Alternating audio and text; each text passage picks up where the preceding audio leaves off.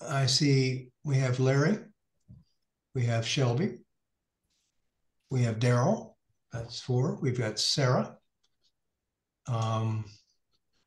We've got Alice as members, right? I don't see Karen or Anne is just coming in. okay. So I mentioned Daryl too, right? Yeah. Okay. Wow, everybody's coming.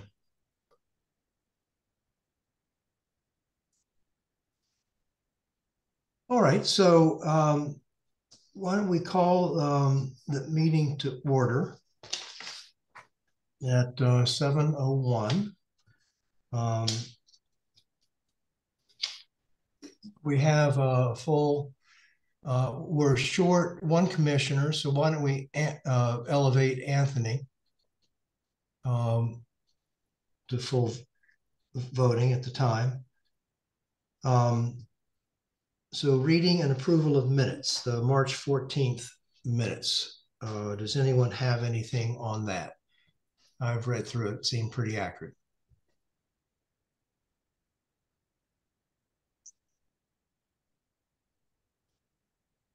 Create a motion to accept the minutes. I make a motion to approve the minutes of March 14th, regular meeting. Thanks, Daryl. I second the motion. Thanks, Sarah. All right. So Do you want to call the vote? I'm sorry? All in favor? Yeah. Yeah, all in favor, signify by raising your hand. All right. Motion is carried. Meetings minutes are accepted. Okay. So let me introduce this meeting. The session is being audio recorded like every other P&Z meeting. Please be advised that today we are also recording the video as well. The commissioners and staff will generally remain on mute except when speaking or voting, and will keep video on of themselves, and that's important throughout the meeting. During public hearing, all normal rules, including stating and spelling of your name, apply. Please use the chat feature to raise your hand to speak, and you will be recognized. Members of the public may only speak during open public hearings. If a member of the public speaks outside a public hearing or creates an audio disturbance, they may be manually ejected for the meeting upon recommendation of the staff. So let's, and also, is there any public communications that is not on the agenda that anyone in the audience would like to say? Okay, hearing none. Let's move on then to new business. No, to old business. The public hearing, first public hearing. Let me read this into the record. This is for Kent School. The Town of Kent Planning and Zoning Commission shall hold a public hearing via Zoom meeting on Thursday, April 11th, 2024, beginning at 7 p.m. to discuss and possibly act on application 04-24C and OS-24P, Kent School, 25 Skiff Mountain Road, map 3, block 9, lot 24. Modification to allow for a 3-family dwelling. Any corresponding documentation will be attached to the agenda, which can be found on the town's website. At this hearing, all persons may participate and be heard. Dated March 29th, Wesley Warwickshire.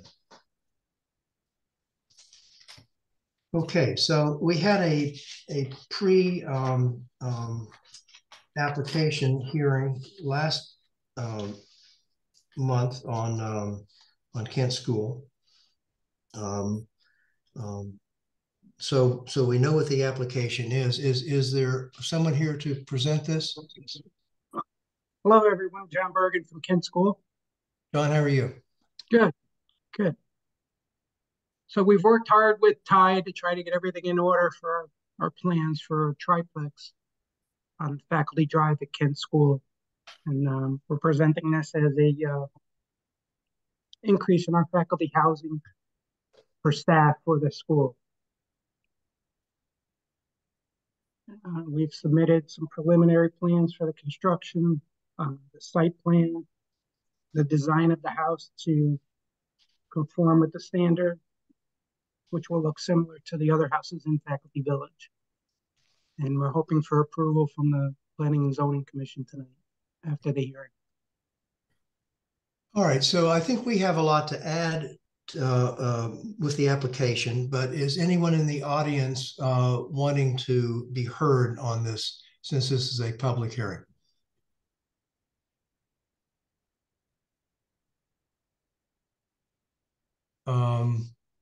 I see your hand raised. Jason, is that it? No. No, sorry, just choosing a virtual background. Yeah, with the hand raised, not a good Oh, background. I see. Yeah, it was misleading. Not a good background, Jason.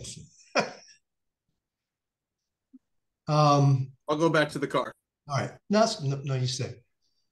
All right. So as you all know, this plan has been around since 2003, and there was one modification made in 2020 to the plan, which further reduced the size of it.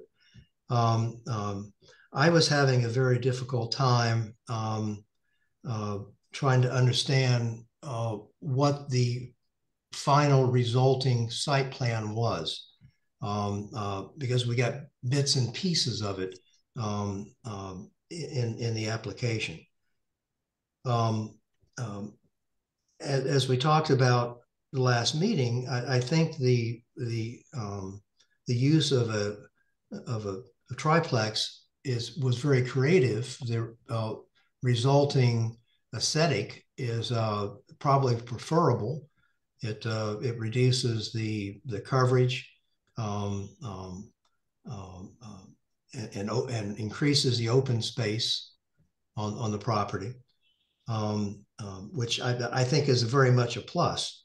I think, though, that there are some housekeeping things to do with the plan. What I'd like to see is that the existing conditions that have been built so far be submitted on a site plan with an overlay of what the new plan is. I think that would be a clarity for this long-standing site plan that's been here for a while. That's my only comment. Does anyone else have? Do you sense that the new construction will have an impact on the existing buildings? Not on the existing. I think we'll have less impact on the environment. Right. It's a smaller footprint. Yeah, right. But the appearance of the building is as is a single family. Mm-hmm. Yes, per last month, they said that the overall height is not really different from the existing buildings. Is that correct? That's still correct? That's correct. It'll look similar to the two new colonials on the site.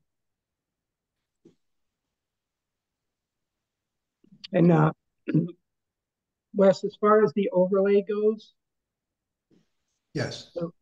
So we could submit that, but it's actually, if you look at the original plan, it called for 6 houses. They're reducing that down to 1 structure with 3 apartments in it, reducing the footprint of the original 2003 sketch plan. So I didn't see that clearly on a site plan. Okay, I have the original, which I thought I forwarded to Ty. I don't know if we uploaded it or not, which showed the original plan with all the houses, giving us a total of 20, which now would be reduced down to 17. All the plans that I've received have been uploaded. The most recent site plan that you provided, as well as the elevations you provided to Stan today, those are all on the public drive. Okay. I don't have the original uploaded, but I don't know if this would help at all. Kind of, this was the original. Yeah. Probably can't see it though. No. Okay. So you'd want an overlay of the old plan with the new plan? Well, the site plan that I saw was only a partial site plan of the property. Mm-hmm. Just that area that was being constructed. And I understand what's going on, but it didn't seem to me like there was a concise document of what the total picture was. The as-built condition, which is finished and done, Mm-hmm. and then now what you're proposing. Okay. I just think it would be very helpful as a document. Sure. Oh, that's it, Ty, right there. So, right, I mean, that was the first one was the 2020. Mm-hmm. Right. And So in the 2020 plan, they only called for the two houses that were built.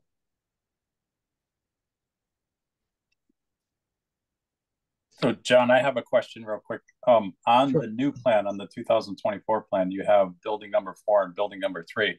Is the application just for building number 4? Is building number 3 already in place, or is that future? No, the elimination of building 12, 13, 14, and 18 are gone. 17 and 16 are current.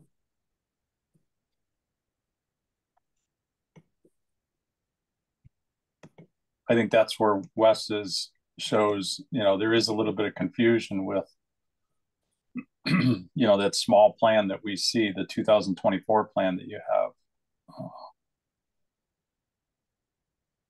Right.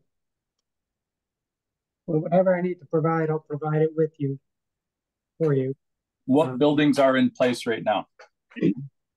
So on the original one, if you see the Bexley Drive where it curves in, none of those houses are existing, except for the other road where it comes in, which was Ward Road originally named. And then in 2020, the two colonials were put on the edge of Skiff Mountain and Faculty Drive. So those other houses do not exist.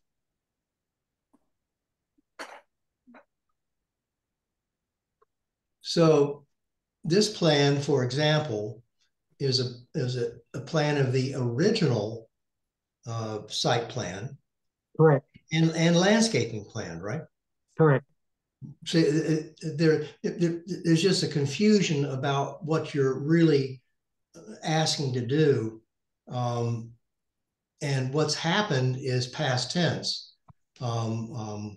It's existing, and it should be noted as existing. It's an as-built. Right. And I think perhaps all of the existing drainage, fire hydrants, all the site features ought to be shown what's existing now and then what's proposed. So there's a clarity about what is happening here. Okay. So, and again, just to reiterate, John, you're looking at the proposal is just for the triplex, just for building number 4. That's correct. It's not for building number 3. No. Okay. Is that a future plan, building number 3? I guess that doesn't really matter at this point. Yeah, I can't forecast that at this point. We're just trying to get alternate housing built. And we figured in lieu of cost and to reduce the footprint of the houses, we would only put in the triplex and not the other 4 houses originally designed. At the last meeting, we all seemed to think that was a good idea, the triplex. We just, right. I think what Wes is trying to say is just that we need a little more clear plan. Okay. We can provide that. So even if that final building is not shown, if we have a site plan of which now will become the base site plan, because the 2003 site plan zoning that approval expired, zoning approvals are only good for, was it 10 years or 15 years? It's 5, and then you can get an extension for another 5. So it's not supposed to exceed the 10 years. So this plan that you would submit would become the new base plan, if you would. Okay. And if you needed to modify that further, then that could be modified in the future. Okay. Ty, is that a Absolutely. viable option? Yeah, I mean, I would suggest, I mean, even the building 3, if that's your intention of eventually going forward with that, you want a total site, you want to show exactly what the expectation is of the site when you're done, including the landscaping as well. Okay, so would you want a full set of plans with the existing newer houses from 2020 with? No, just a site plan with improvements on it. Okay. Like drainage and that type of thing. It's an as-built plan, if you would. Right. Okay. None of the drainage is changing from the original plan, even from 2020. We're not doing any additional training because it's already on site. Water is on site, electric's on site. Right. So all we're really doing is just eliminating those 4 houses and making them. Right. So that would clean the site plan up to a point that I think that it would be a good document to have. Okay. Will do. John, can you tell us just a little bit more about the timeline on this too? Is this something that Kent School is hoping to have started or completed by the beginning of the school year, or just what's the current thinking on the timeline? We were hoping by fall, we would have a good progress on it because we're very short on housing right now for future employees. So you were hoping by fall to have it completed or started? Either one. We were hoping to find some housing, for people by the fall, but that's not looking good, especially around town. There's not many options. Yeah. So, we kicked this off as quick as we could, and we tried to get pre-approval from the last meeting, just due to the expense of this. Okay. The cost is, right, kind of prohibitive. So I know that the fire marshal was taking a look at the site plan. Has he rendered any? He has. He's been in contact with the fire chief. There was a question of the water source available, and we have that straightened out. We have the access road straightened out. Stan submitted a letter to me this afternoon confirming that his approval and the emergency services approval. We've also received approval from the sewer commission. So all of those things are in line now. All right. And we also saw that the application was sent to the Housatonic River Commission. Was there any response back from them? No, there was not. No response at all. Ty, do we need that on file?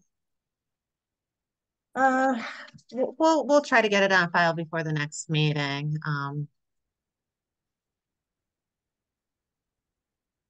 So they're usually pretty quick. I'm surprised I haven't gotten back to you.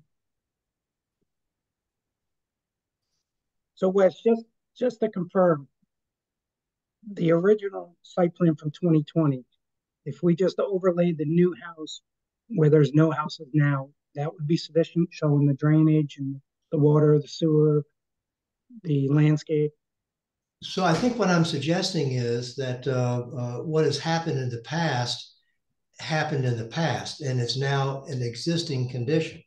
Whether it was 2020 or 2003, that's in the past. That we start afresh here, Okay. and start with the base of the existing conditions, and then what you're proposing to do. So those other I forget what the numbers they are, but the ones to the end have not been constructed. Correct. Okay, I'll get that to the board as soon as I can. So does that I mean, you tell them that I mean we like the concept. I don't think the concept is in question. It's a matter of really getting things in order here. Right. Yeah, like I said, we're pushed for time and the construction of the house, and we're just trying to get everything in at once. But we'll get whatever the board needs. All right. Well, I think this can be dealt with pretty quickly after that. Mm-hmm.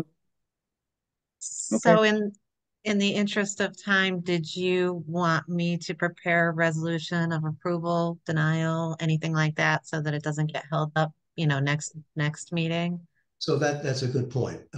Before we had prepared that resolution, because there could be conditions placed on it. We normally do have conditions placed on a site approval.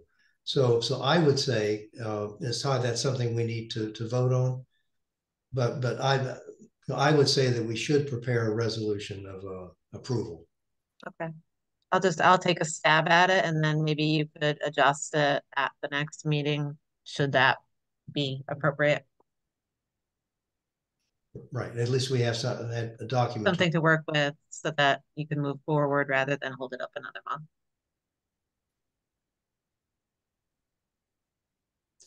All right, John, does that sound like a plan? Sure. And I just wanted to confirm we're good with the wetlands. We're out of the wetlands, so we didn't need to submit that. Yeah.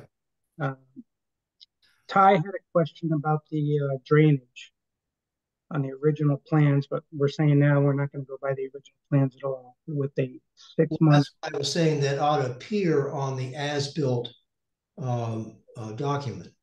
Okay. My question was with the drainage was that the original resolution had required 2 times a year inspections and reports submitted to the commission, and that had not happened. So, that can continue to be a condition, or you can drop that condition if that's not important to you anymore. But that was my issue with the drainage when reviewing the file, was the fact that those reports had never been submitted as required. But this is something that Kent School's been doing all along. Is that correct? To be honest with you, I've only been here for 1 year and 8 months, and I haven't seen any reports on that. But we will continue now to do inspections. I thought I read somewhere that Kent School was doing those and in-house, but they weren't sending any reports out. I'm not sure where I read that. No, Correct. no, that's what I believe that's what Mr. Bergen told me. I probably put that in my report. So we'll do, inspections all the time. If the drain is clogged up, that we would have it vacuumed out. But there was no formal notice to the P&Z on it.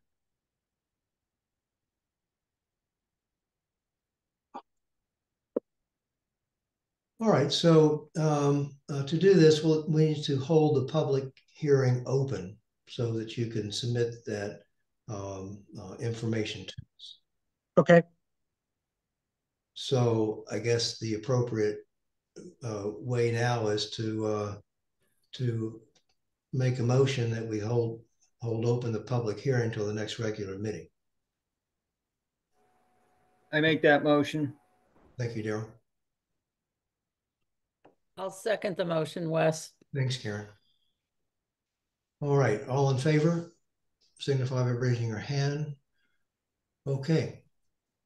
So, John, is it pretty clear what we need? Yes, it is. I appreciate your time. Okay, terrific. So we'll see you next month. Okay, thank you. Thank you.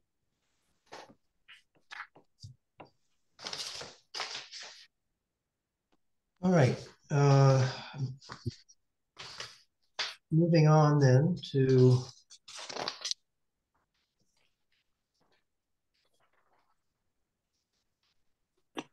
the next item on the agenda is a pre-application, 6B1, Kent Library Association. for their exciting addition.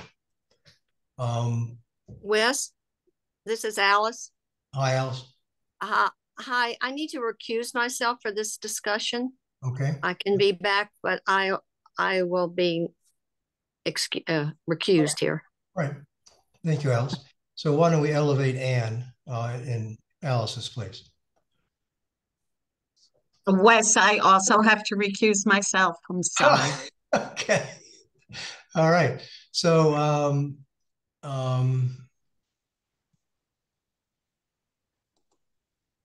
do we have another alternate?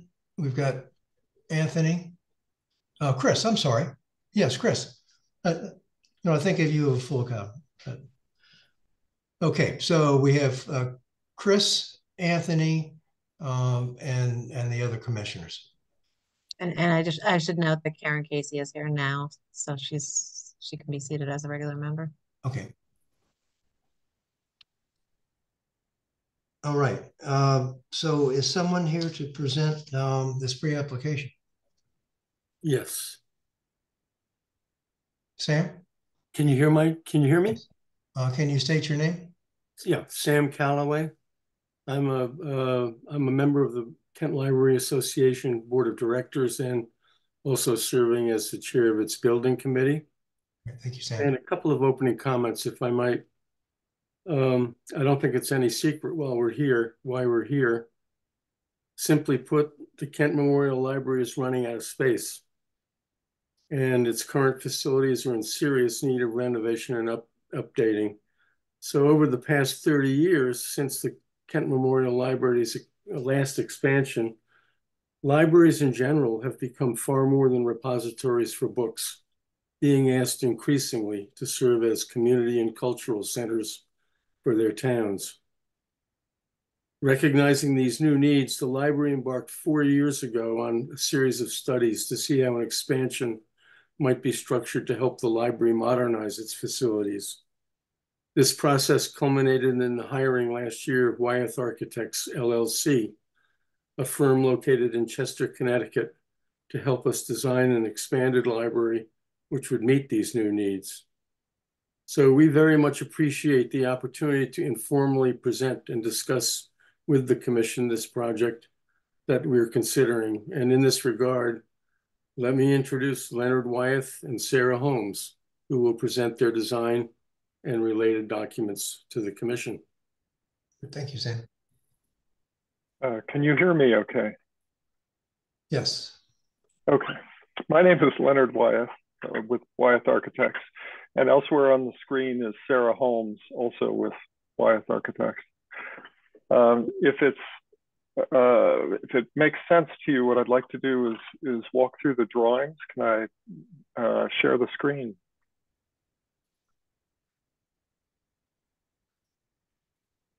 Yes, can share the screen. By golly, there it is.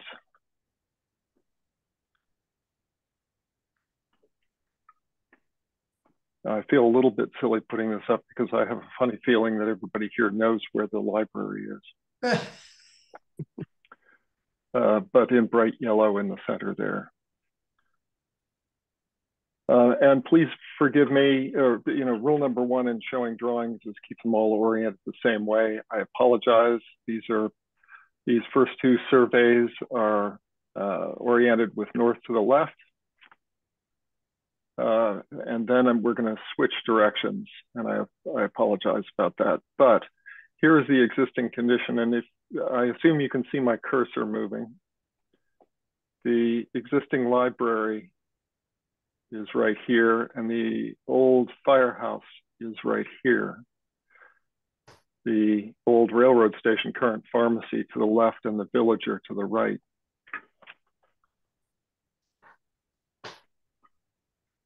The site is almost flat, very, very gently sloped. And now I've switched directions. So North Main is on the left and north is more or less up. Are you all oriented? Do you see where we are? Yes. Okay.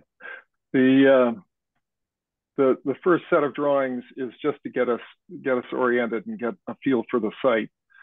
These are the existing conditions. These are the buildings as they exist, and the color coding is really the times they were built. 1922 for the original, 1994 for those additions, 1958 for this one, and of course the firehouse is 1952, more or less. The whole site is going to be affected by what's being proposed. So the contract limit line is really mirroring the property line. And the sedimentation and erosion controls would be roughly following the same. The setbacks, this front setback is really pulled off of the villager, which kind of represents most of what's happening on that side of the street. But at any rate, it's well back from well forward of the existing buildings. The side yard setback along Library Avenue misses the building by a small amount, and the second side yard setback, because of the corner site, barely misses the corner of one of the additions. However, if you look at the firehouse, you can see the setback run right through the rear portions of it. And it's important to note down here where the existing fire escape is, it's running through that portion as well. Just a moment on this one, the existing paving on the site, because of the firehouse, the existing apron for the firehouse all the way out to North Main Street really occupies this entire area existing. And of course, the terrace in front of the 1922 building is all of this area. And of course, this is the smaller plaza that is the entrance to the library as it exists. Just a couple of landmarks. The elm tree in the front that still remains is right there. There's an apple tree in the back that is failing, and a black walnut right on the property line in the back. And of course, there are the railroad tracks. Everybody oriented? Yes. I'll take by silence, yes. Again, just existing, there are two sections. This is the section under the 1922 building is in fact a basement. And then there is a basement under the first addition behind it. Those are basically being turned into mechanical space not available to the public. There is, of course, a loft above the old reading room, the 1922 reading room. Because of the historic nature of the stair, which is in no way legal, that space will remain intact, but again, not available to the public. There is a second floor, however, to the old firehouse, which is a large open room with a kitchen behind and some storage. And that does play into the new plans. The roof's not a mystery. Now we're entering the proposed site plan. Notice that the buildings have been connected. There is we are proposing, and in a subsequent drawing, it'll show it in detail, a connector between the two, because it allows us to use the large first level of the old firehouse for the book stacks and a small amount for the book sale space. And the connector gives us the ability to have legal stairs getting up to the upper level of the old firehouse, as well as room for an elevator and what have you, and new bathrooms. And what this makes possible is renovating the existing library and its various additions to the all public space. The giant apron in front of the old firehouse is replaced by a slightly smaller paved area that still would be available for the outdoor book sales each year. There is still, and by pavers, I mean concrete brick pavers. There's still this gray area, is still asphalt, which gets you from a much smaller entrance apron than the existing and allows trucks to get back to the dumpster, which is sitting over in this area, and trash cans behind. And all those behind a fence gate. And there is a fence from the villager back to the rear corner of the property. What is happening in that back corner is mechanical equipment. The heat pumps are back there and a generator and a row of arborvitae planted close enough to create a green wall, if you will, to block view of that, but still allow it to breathe.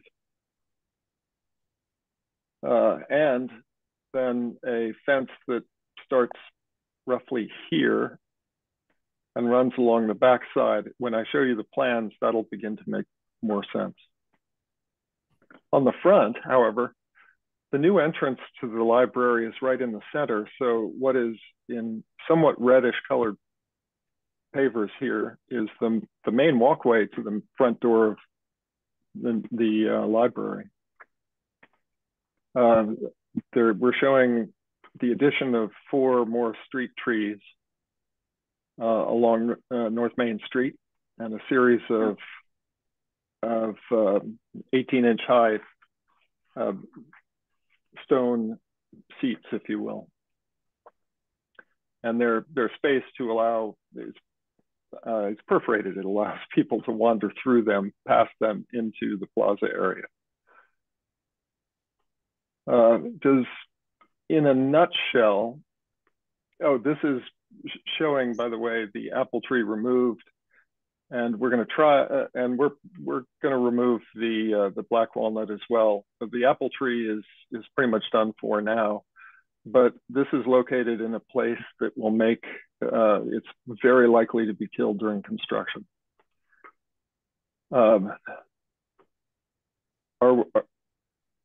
Does everybody see roughly the way the site is unfolding? Yes. Are there any questions for this portion of it before I move to the next one? No, we can move on. Okay. This is the same plan, but shown as what we are proposing. The green, of course, is addition. Please note this portion down here is replacing the existing metal fire escape with an enclosed legal exit stair from the upstairs of the firehouse. Please remember, though it's not shown, the setbacks aren't shown here, that is within the setback. This addition is not within the setback. It's entirely inboard, but it does show the extent of green shows the extent of new construction. Would you like me to walk you through the library, or is everybody more or less familiar with that? What is your pleasure? I think we're probably pretty familiar with the library. Okay. Thank you. That saves a little time.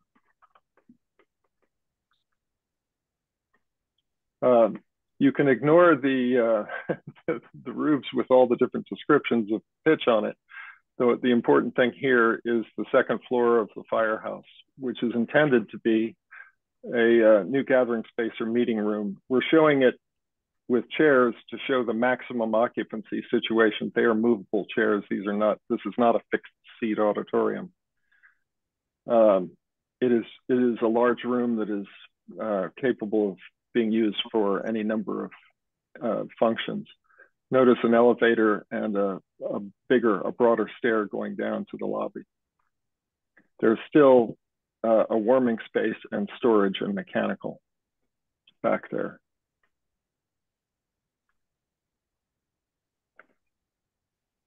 The front elevation, this is the view from North Main Street. You can recognize the existing library. The portion on this side is one of its original additions. Currently, where the existing entrance is, this is no longer the entrance, so it is somewhat cleaned up and simplified. The new entrance is, however, on the other side, on the right-hand side over here. That elevator is exactly what fits inside this tower, and the overrun of the elevator makes the tower possible. It's shown with a clock up there, by golly, but the very tip top of it, the peak, is at 35 feet. This is the old firehouse, renovated on the right there. And this portion is all new addition. Does that make sense so far? So the structure of the old firehouse is sound. Yes. Okay. Yeah, I think it's safe to say, as far as footprint, we're keeping all of the old firehouse. I will move quickly through these. They are, being strict elevations, these are not entirely visible to the public because there is a fence behind them. However, this is the view if the fence was not there. There's the side of the old library. The side of the new entrance, there is in fact a door on this side as well. The side of the tower and the side of the old firehouse. This piece is the new enclosed legal stair.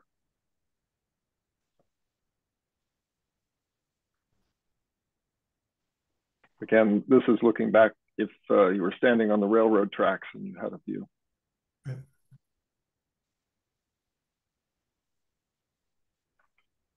In a nutshell, a perspective view to give you a sense of scale.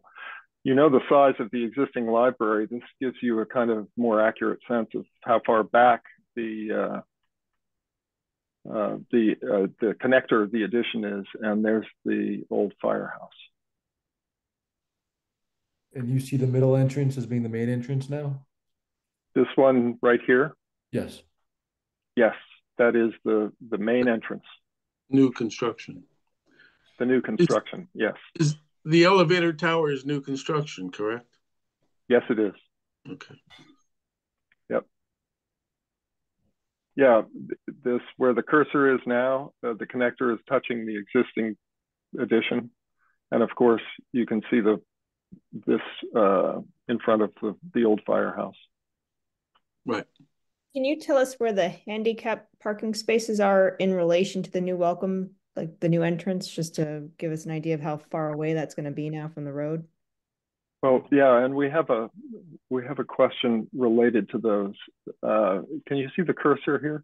Yeah. I'm drawing a circle around those handicap spaces. Let me go back to the site plan.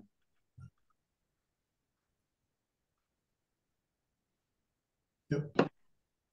They're right here. They're the two main doors in. The front door facing North Main and a door facing the plaza. So these are intended to have direct access to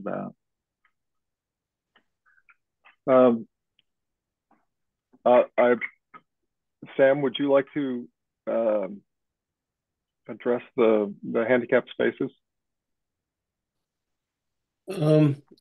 Well, I think we have questions about them because they, even though we've got them on the drawings, they, as you can see, they pretty much, if cars are in them, they block off the access to the firehouse, both the large overhead door and the smaller door to the side. So we're wondering, we've never had handicap spaces before. We very much want to have them, but we don't want to have them be impediments or right. Elements of the design that are that could conceivably cause problems for emergency access and things like that.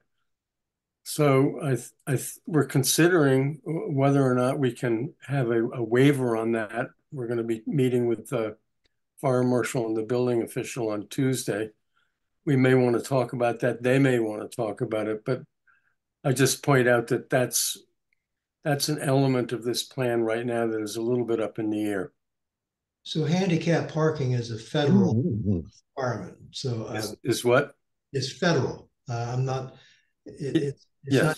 It's not even state. It's federal run. It's right. So I'm not sure that you'll find any. Well, no, my point there was that if they raise an issue of impediments to emergency access, we would have to readdress it. Or relocate it, yeah. Yeah, or relocate it, yeah, right. All right, let me. Is that part and parcel with the reasoning for the new main entrance to be pushed back so far from the street? Does that have to do with the disabled parking?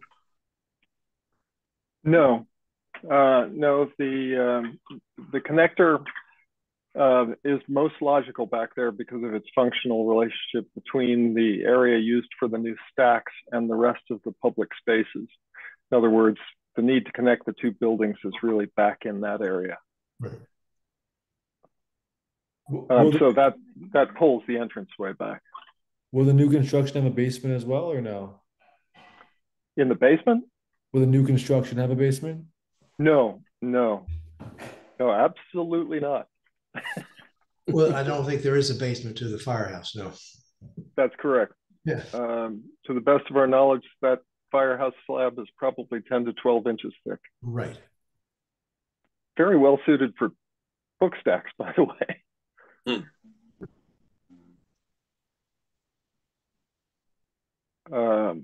Shall I press forward? Sure. All right.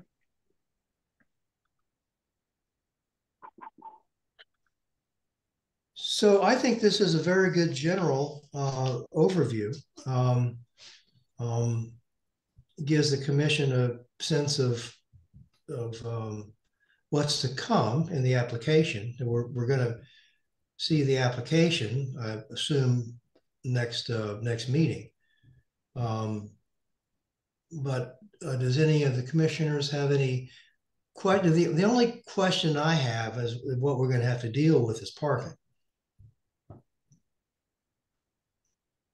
That is a key part of this, absolutely. Let me stop sharing this one. Do we have comments from ARB? Not yet. No, they were in front of the ARB earlier this week. There were outstanding questions. They're going to return back again, either in a special meeting or at the next meeting. And then you'll get a final report from the ARB before this comes before you. Also, they have to go to the ZBA. So have you made application to the ZBA? They have not yet, but they have to, Yeah. because it's an expansion of a non-conformance. So that's before they come before you officially. They're going to have their variance in place and that ARB report for you. Right. I just have kind of three, other than the parking question, which is, I think remains, but just three very general questions, and one may be for Sarah Marshall too. I noticed that in the plan there's space for meeting areas in there. Will that also be available to the public, like the town hall is for booking out the space? Yes. Awesome. And do we know?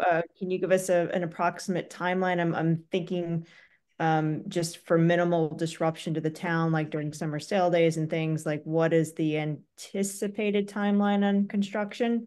And then my final question would be: do we know what the kind of color scheme is for this? The sort of overall vision, whether it will maintain some of the brick construction, or what's sort of the vision for it in terms of how it will fit into the town landscaping? Do you want me to address that, Sam and Trip, or? Well, yep, several questions in there. The 1922 building is, of course, brick and is remaining brick. The existing additions to it are clapboard of various materials and will end up being clapboard and may or may not be, they're currently white, may or may not be white to match those. The old firehouse is currently brick, but in order to bring it up to current energy standards, we will have to clad it with insulation on the outside in order to bring it up to some kind of level of efficiency. And that cladding will be a color. We don't know yet. We're not at that portion of design. However, it's likely not to be white. So those are questions for the ARB, which you will have to give them. Yeah. And then just the timeline consideration on this, and if I can add one more layer of questioning to it, will you be considering solar efficiency or energy efficiency, such as solar panels or anything that we can discuss along those lines? It is, first of all, the intention is for the new construction to exceed the current energy code. One of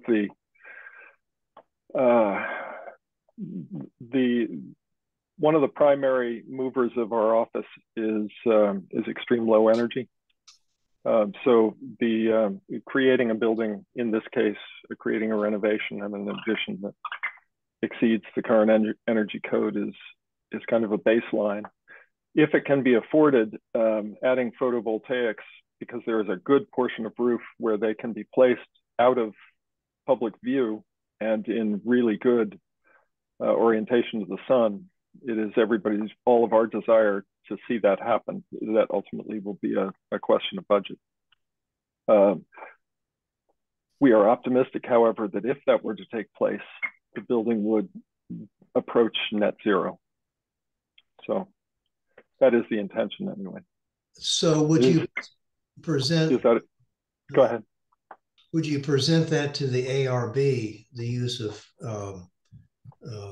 PV panels? It was not discussed in the pre-meeting because if it were to take place, it would be in the portion of the roofs that are not visible to the public anyway.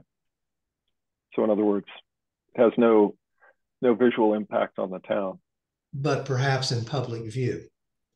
Not in public view. They would be not in public view. Not in public view? Not in public view, correct. They would not be visible from anywhere. Except helicopter. Yeah, that's correct. This Google Earth view, in fact, might get a good shot of them, but from the ground, no one would see them. If you're wondering how that would happen, can you see the cursor? Right over the library.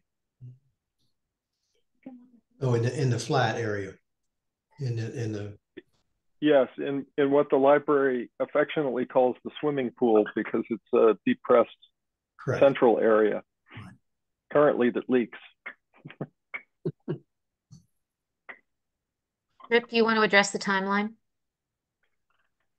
Yes, forgive me, I don't have the calendar in front of me, but the process would roughly be, it would not go into construction until late this year or early next year. So it would be a year after that before it's complete. I have a question about the construction part of it. Where would all the construction vehicles park and where would materials and things like that be stored while the construction's going on? At this point, the area that currently is where the book sale is a good staging area for construction.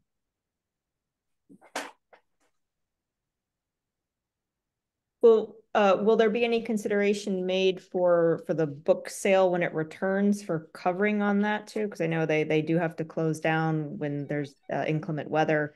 I'm just wondering if that's, it doesn't look like that's part of any of the architectural plans here, and that's probably other structures that would be as needed, but just wondering if this was a consideration. It was considered. It is not part of the current plan. I guess there's an affection for the blue canvas. Yeah, the body bags. Yes. So is there any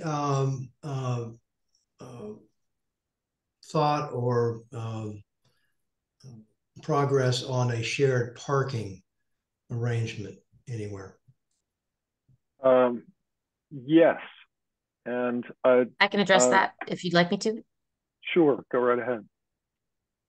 Yes, so earlier this week, I got a verbal agreement from the CFO of Kent School to that they would consider letting us use that parking area that Tripp just circled there, the engineering building, for a shared parking lot. Most of our bigger events are after hours anyway. Mm-hmm. So it would be mutually beneficial. That's a very underutilized parking lot for them. But it's after hours during restaurant hours too. So Route 7 is not necessarily right less used. Yeah. Right. But we could use it at all times, but it's certainly they feel like it is underutilized by them. And they, at this point, they've got the agreement. We haven't received it back yet, signed, but they have it in their hands. And it's still in the negotiation phase. We would obviously have to talk about things like insurance and et cetera, but we have a verbal. So that would be a great thing to present. Yes. The application. How many parking places is that, Sarah? Do you know? Funny you should ask. I believe there's 76 down there. It's probably, yeah, I counted them the other day, and they're in a driving range, and there's some that are marginal, so I counted it at 70. Which is 70 more than we have now. How far, what is that distance from the parking lot to the library? Does anybody know that distance? I'm sorry, in feet, no. So I'd say it's about a 3-minute walk. Yep. 3 or 4 minute walk. You should know that well, right, Wes? Do you see that as being a deterrent for people? It hasn't been so far. So we've never had, we do have occasionally people say, where's your parking? And we say, right there on the street. So it's actually an improvement of our current situation to have anything that's really designated use for the library. So people using Kent Station Pharmacy or using a library do park in that area there. But they do, and Peter is very kind because he could be booting them out at any time. But it's the same sort of gentleman's agreement that we share with the villager. When the book sale is not in session, we are aware that people who are going to the villager park on our property, which that entire driveway is our property. Right. So it's just the good neighbors taking care of each other pretty much. Right. So couldn't you alter this plan and just create more parking in the front? Where this hardscape is, where the two handicapped parking places are. Couldn't that be more parking for you? Well, it wouldn't be very much, and that would certainly be a big negative for the book sale. And the book sale is one of our major income sources during the year. It brings in, 15 to 20% of our income, and it's something that we rely on. And in addition to bringing in income, it is a big draw for the town, for Main Street businesses. Everybody, if you ask about the value that the book sale brings, it is to all of us in town, not just to the library, because of the life and the enthusiasm and tourism. So, we don't really want to fill up that area with parking if we can continue to offer this. It's a fundraiser, but it's also a service. It's an incredibly large operation. It's an incredible amount of volunteer time that puts it together, and they are very dedicated to it. And we are committed to maintaining it in some form going forward. So saying that we'd rather just have a place to park really doesn't put the value where it should be. There is parking. It's a 3-minute walk or on the street. Yeah, just to lessen the distance for handicap parking, if you have street handicap parking, this is just a thought, but perhaps retain the current entrance as a handicapped entrance only. So that you don't have such a long walkway from the road if indeed you're unable to keep those two proposed spots. From what I understand, handicap parking on the street is not the purview of the town because it's a state road. It's a DOT consideration. That's right.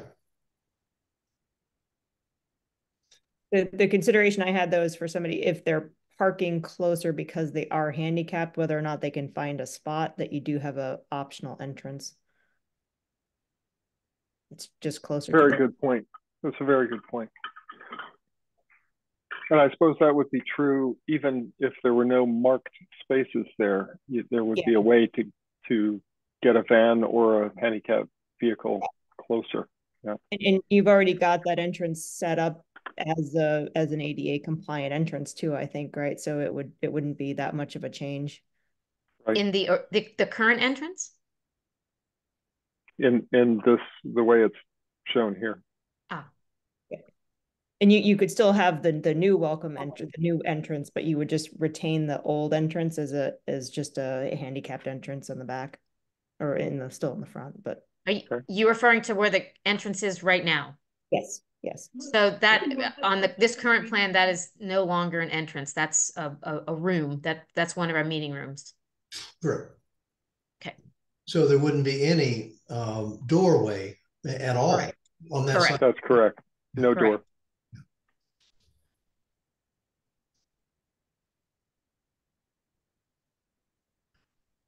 Is there an entrance on the back of the building? I'm sorry, say again, please. Is there an entrance on the back of the building? There are no entrances per se on the back of the building. There are a number of exits, but they're set up in a way that at the back of the new lobby, the area immediately behind is fenced to allow overflow for public events. In other words, items, things that are going on in the meeting room or in the lobby, if well attended and the weather is good, they can overflow where the cursor is going right now. And likewise, the area adjacent, also fenced, is the overflow, the outdoor space for the children's area. And that's why it's shown with gates. That would be a 6-foot fence that would have just enough protection that the kids would be able to safely be out there. Plus, it's secondary means of egress. Yes. Yes. Yeah, this has an ungated access directly to the larger sidewalk. It is a legal exit, emergency exit, yes.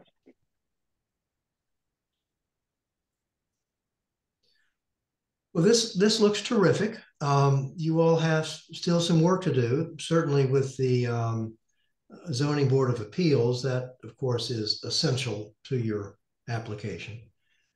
And the ARB, I'm sure that you can find a way through that committee. So this is terrific. Again, this is a pre-application. I think we all have a good sense of what's going on. This is it's exciting for the town, I think. So could I just ask a quick question? We'll be submitting for not only a site plan approval, but a special permit because of the firehouse being connected to the library. And when we look at the schedule of all the commission meetings, they overlap considerably. And we were wondering, we realized that it's in your everyday deliberations that we can't come before you have a referral letter from the ARB and a decision from the Zoning Board of Appeals. But we were wondering if you ever consider having a meeting in between those two things happening, where we can, which is not a pre-meeting, it's a real zoning commission meeting, which we could then submit the referral letters and the ZBA decisions afterwards, and then you would make your decision once you received them. I don't know if I'm being very clear on that, but no, you're being clear. We do have special meetings that we do. We don't necessarily encourage them, but we do from time to time have special meetings. Sometimes it's for that purpose. Okay. What would we have to do to do we simply do that through Ty? And no, we have to vote on it in a meeting, in a regular meeting. So if we needed to set a special meeting, we would do so less than a month away. Is that your question? That it's usually periodic of 1 month for right. Okay. Yep. I understand. Yeah.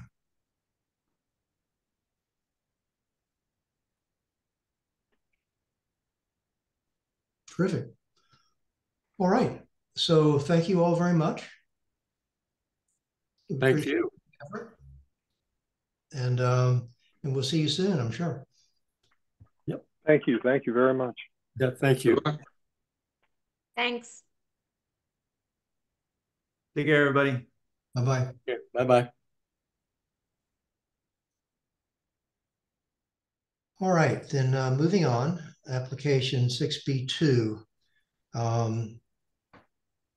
Guy Maury, Jason Dormick, is that how you pronounce it? At 21 Britt Street, site plan approval for a dealer and repair. Is there someone here that would speak to that application?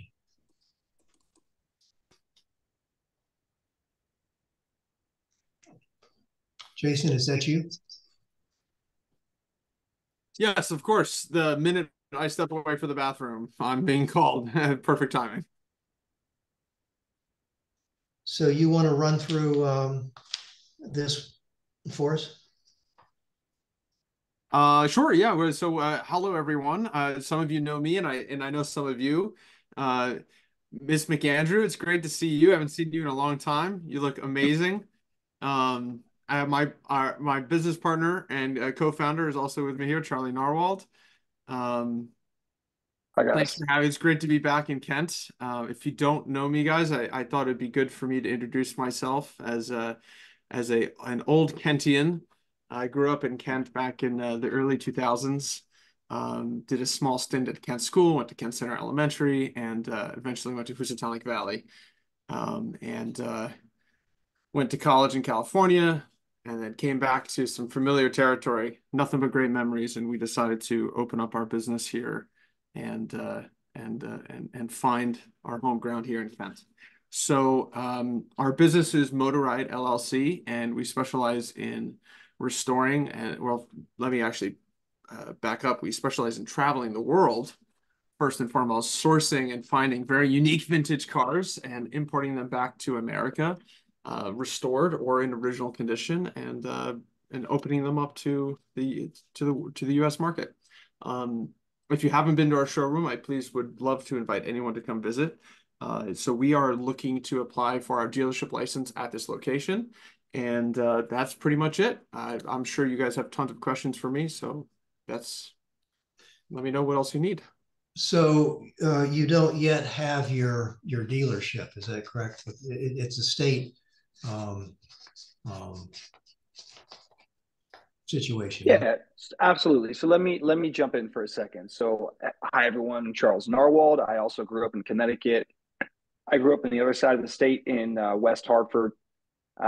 Jason and I partnered a few years ago, and as you mentioned, we're now super excited to open up this shop in Kent. We're going through the dealership process right now. I'm not sure how familiar you guys are with the application process. It is quite arduous. We've done everything. The last thing we need is an insurance policy, which we're working on, and also your approval. So we're hoping to work through that. And as soon as we have that, we'll be submitting the application to the DMV. So let me understand, is that the process, that you can't submit for an application to the state without our approval? Correct. So yeah, that's correct. The application specifically needs like the local zoning board to sign off, and also approval from, I believe, the fire marshal. Essentially, there's some documents, and I believe Jason has brought them by before, that we'll need to get initialed by you guys. That's correct. Correct. Yeah, Charlie's correct about the fire marshal needs to approve the space, and then the zoning commission approving also for whatever our design is for the space, right? I think our use case. Yeah, and if we're modifying the space, which we're not, we're just essentially parking cars here. And I actually included a photo as my background. Granted, there's an extra car here that it's not mine or ours, just a client visiting. Not a very good picture to indicate that we're parking on the sidewalk, but it's temporary. But the cars are to be parked in the front and inside for the showroom.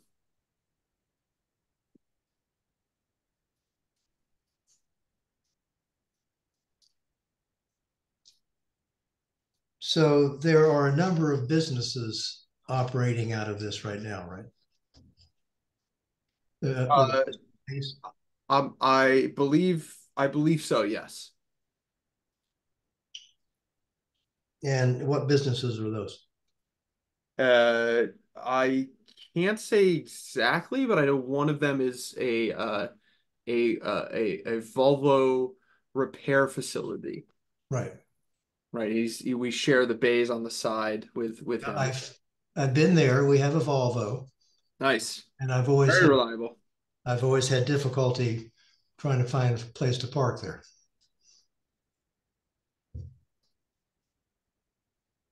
So he wasn't moving out, the Volvo repair. I'm not sure what his business is in terms of his plans. We see him. We're very cordial with each other, but okay. No, I'm not sure. I thought what's his name was taking over that entire side. What's his name?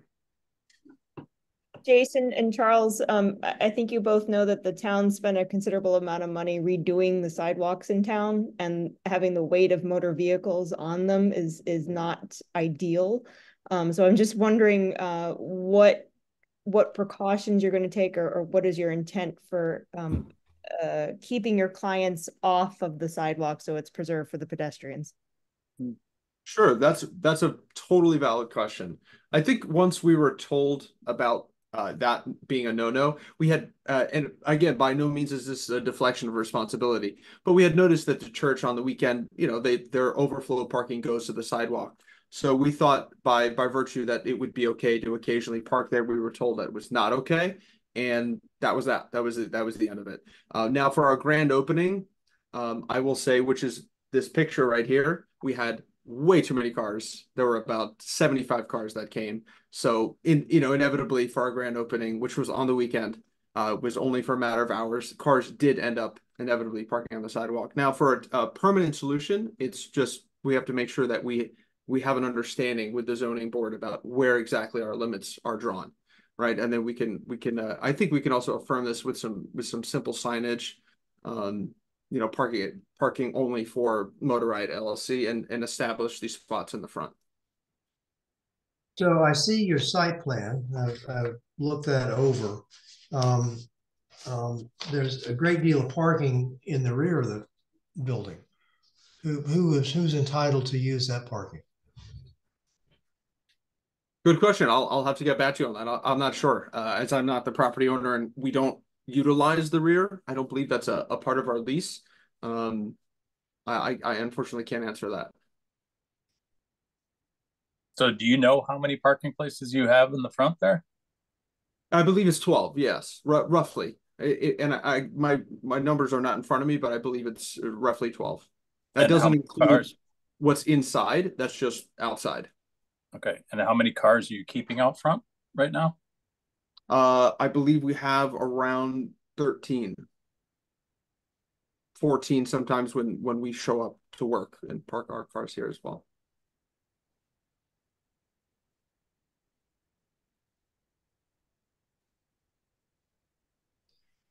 Ty, you went through a analysis of parking and with the site plan, right? Yes, I did. So they have 52 spaces in total on their site plan. It's interesting the way the regulations are written. Most of it is by square footage of the buildings themselves. So in the end, I believe that they only need, I mean, this includes all the businesses that I was aware of there. So that would be the Iron Horse, Motor Riot, the landscaping storage, and one apartment. I understand the second apartment is not legal to use. Um, so the total of all the parking required for all of those businesses there is only 33 spaces, and they have 52 in total. However, the regulations are, like I said, based on square footage. And when it comes to retail and sale, so for the sale of automotives, it comes to the square footage of the building. When it comes to the repair of automotive, it's 2 cars per bay. But the consideration has never really been made for the outdoor storage. Even when it comes to the contractor storage in the back, which is being used for a landscaper, I understand that there's equipment that's stored outside, and that encompasses a lot of those parking spaces. So, like Mr. Dormick just said, I don't know what his lease agreement is, but it sounds like it's for a lot less spaces than the total of the 52. Yeah, so anyways, that's the analysis, is that all the businesses by the regulations require 33 spaces. There's 52 on site. In addition to that, there's outdoor storage that's taking up some of them.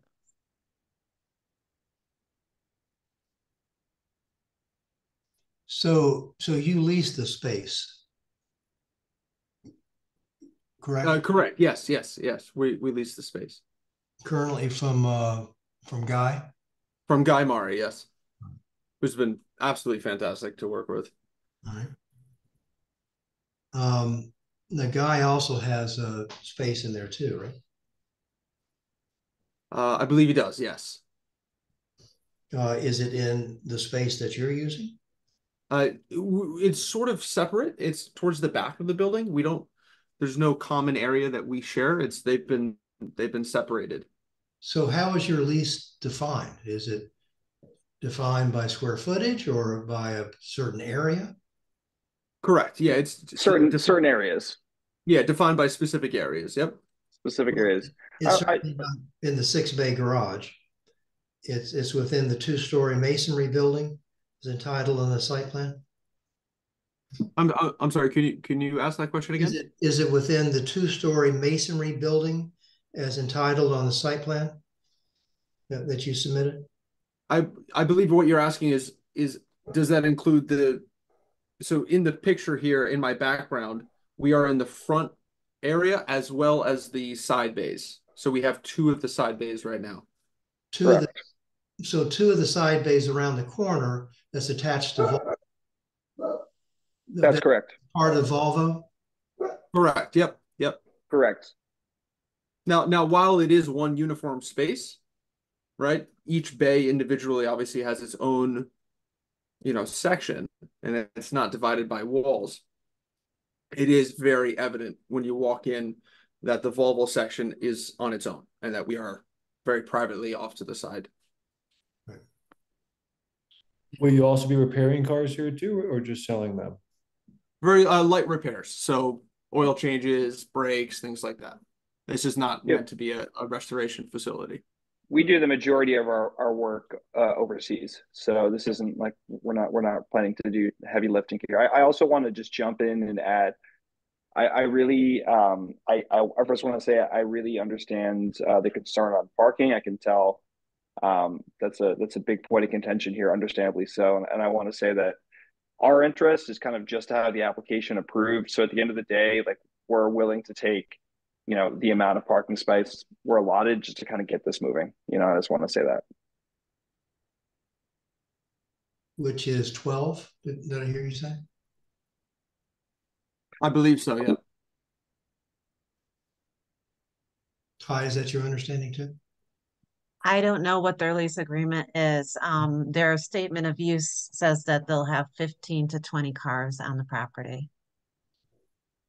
So what you're saying Right. is that you wouldn't have 15 or 20, you'd have 12. Well, remember, we also have the showroom indoors. Correct. So it's a total amount of cars that we were making a statement. We're including the spots on the inside of the garage or the frontage. So I should just note that in the front there, if you look at the site plan, it's I think only 4 spaces and then 2 handicap. So again, I don't know what their lease agreement is and where their parking is allowed, but I think it will be a problem for the fire marshal if because right now I think they're parking quite a few cars in the front, maybe even blocking the handicapped spots. So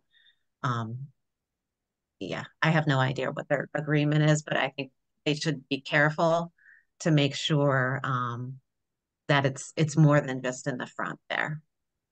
The fire marshal still needs to review this application. He expressed a desire to go out there and inspect. And then also we haven't received approval. I don't think that you've reached out to the sewer commission yet. So that's something that needs to be done as well. The sewer commission, right. Jason, can you tell us how many full or part-time employees you'll have and whether they'll be working on-site or off-site? We currently have, Charlie, actually, you can probably help me with this. I think we have 5. Wow. Or 6. Full-time on-site? Part-time. And are they in-state or? In-state, on-site, yep. And where do they park? Either up by the gas station or here at our location. Gas station meaning Patco? Correct, yes. The mobile. Yeah, is that some type of parking agreement? Or just no, we just park there. We haven't been told not to. It hasn't been an issue. We see cars parked there randomly all the time and seem like a normal place to park. Right. Also on the main street, we've been parking there before as well. Well, as you can see, we're trying to ensure order here.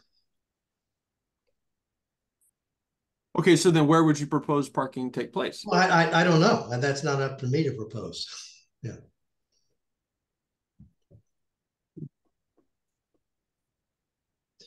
So the fire marshal would be very important in this application. I spoke to him today. Yeah, he called me and mentioned that he would be stopping over. I believe he'll try and come by next week. Okay. Great. All right. So I think maybe we should make a motion to table this to the next meeting so that we can receive that information. Can I ask before the motion to table and close, what on our end, what should we be doing to kind of move this along? You mentioned calling the sewer commission. You mentioned the fire marshal coming by. Is there anything else we need to be considerate of to kind of keep this application moving? Well, I think the number of cars that you're proposing out front and where that's it is very congested out there. The building official is also a sign off on the state license. Yeah, I mean, really need a license to operate at all. So you're operating without a license. So I definitely would reach out to the building official as well to make sure that he doesn't have any issues. Try to work through this. Do they operating without a license? Well, the state has not. You didn't get a dealer or a repairer license from the state yet. Okay, I have a comment about that, but maybe we'll save that for another time. What's your comment? So I already own a classic car restoration shop and have a repair license down in Stamford, Connecticut. It's locational. Yep, understood. Every time a new person or a change of an ownership at a location happens, a new license needs to be issued and it needs to be signed off on. Correct me if I'm wrong, Ty and Wesley. Am I correct in assuming that this space was pre-approved for dealership? Yes, absolutely. The use is approved. Okay, and the use was approved on what terms? There's a history in the file on the different occasions. I mean, it went through a lot of it went through since 1979. It's went through many different businesses. So each Right. time there's been different terms. I mean, quite often it was, 4 to 5 vehicles or motorcycles or 3 spaces here or there, but that's kind of outlined in my staff report. I have a very strong memory growing up here in Kent as a child, whether or not this was grandfathered in the dealership process here. But I have a very distinct memory as my parents bought the Chryslers that used to be sold out of here, and they had Dodge dealer, yeah. Yeah, Chrysler Dodge, exactly. And in fact, some of their old original decals still linger through the building, which I think is very cool. And we found an original pencil that still has their logo on it. But I remember, and we have pictures of that, cars strewn across the property in the dozens. Granted, there are multiple businesses here, but the space did at one point contain quite a few cars, more than what we possess right now. So that's why I'm asking what sort of terms you have in previous approvals for the dealership use here at the space. Yeah, no, I agree with you. I think in 1979, Cliff's Garage was the original back in our file, and then 94 Dodge moved in. And then after in 2016, it started to like augment into different businesses. So a personal trainer had moved in, an antique store moved in, a contractor's office moved in, and then in 2015, Iron Horses, started to move in, and that 1 to 3 vehicles and 4 to 5 motorcycles were allowed. So it started to become a combination of several businesses over time, and that's where. So I absolutely agree with you. Originally, I'm sure it was only a dealership, but now it's multiple businesses. So all of that parking needs to be taken into consideration. That sounds very, very, very understandable. I agree. I think this is going to be a great addition to retail in Kent and bring a whole new customer base to town. If you guys work closely with Ty, she's great and she will help you get your punch list in order and we can keep things moving. Sounds great. Agreed. That was the answer to my question. Yeah, also wanted to add, I don't know if this is worth mentioning at this point, but we have been getting increasing requests by the dozens. I wish I was well, not I wish, I think it's fantastic to support what I'm about to say, but we've been getting many, many requests to hold, for 2 things, to hold car shows up here, which we are working with the Chamber of Commerce on collaborating together and on creating a Kent classic car show, but also to hold an off-road event up here to bring to have another excuse to bring people into Kent. In our clientele, while we do sell luxury goods, these vehicles that we offer bring in really great people, a really diverse group of people from all over Connecticut and even the tri-state area. So there's been requests for us to try and establish some sort of an off-roading or 4x4 event in this neck of woods. So I've been thinking about how to present this to the chamber and to the board to make that happen. I think that would be another really cool event that Kent could promote and bring more action into town. Kai, do they need to talk to ARB as well? As far as I know, there's no changes being done to the building. However, I should mention, I noticed that there's a sign on the building, so that's something we need to talk about and get approved and understand, what's going on with the signage over there.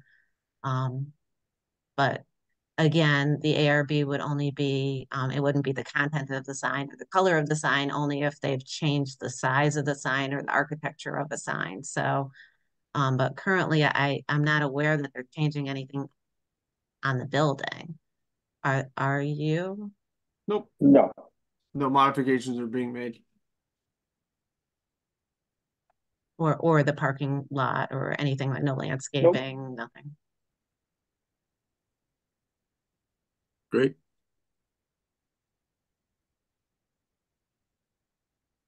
All right. So we should make a motion to table this till the next meeting. Do I hear that motion?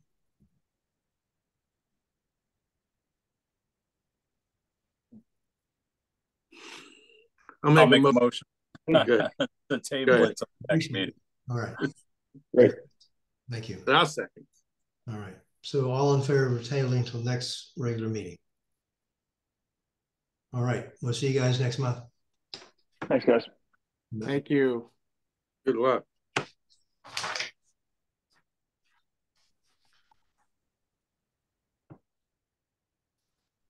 All right. Last but not least, John Casey, 1 Landmark Lane, Maple Street Extension, Kent Green Boulevard. John, are you here? Yes, I'm unmuted now. Okay. How you doing, John? I'm doing great, thank you, and thanks a lot for letting us come on the air with you guys tonight. I know we've submitted a map which I think would facilitate the discussion. Ty, I don't know if that's projected by you or Gary Hawk, our surveyor, is on the line, and he has the map that he can put up, and I think that would be easier for us to define what we're hoping to do. And it's John, that very would be helpful because I was really confused about what you're trying to do. I mean, I'm happy to share the map, but I feel like Gary probably would be better at walking you through pointing to things. Hey, yeah. Wes. There we go. Gary, do you want to talk about it, or would you like me to do it? Go right ahead, John. Okay. So we've had a piece of property on the market for quite a long time. We've had a lot of interest in it. Gary, I think the other one just is better because I can't see the print on that. Anyway, and we are in negotiations with a party, Kent resident, and who is interested in purchasing the area shown in green, which is designated as Zone C on this map. Thank you. Yeah. And then, and that is in the incentive housing zone. Right. Yeah. So adjacent to that, and this is where it might get a little bit complicated. Adjacent to that is Zone C. Okay, that's a zoning designation. But where the cursor is, that is approximately 3 acres, which is a portion of one of the components of Kent Green, one of the parcels that compose Kent Green. And so that is directly south of the town hall parking lot. Everyone assumes that the 8.6 acres includes that lot. Yeah, right. That area, but it in fact does not. And so what 3 acres is now vacant, right? I mean, there's nothing there. Right, it's vacant, and it certainly looks like you know, the rest of the rest of the acreage there, but because there are 3 parcels of land, it gets a little bit confusing. This area of 3 acres looks like it ought to be part of the green area, and probably have the same zoning as the green area. It probably should be part of the incentive housing district.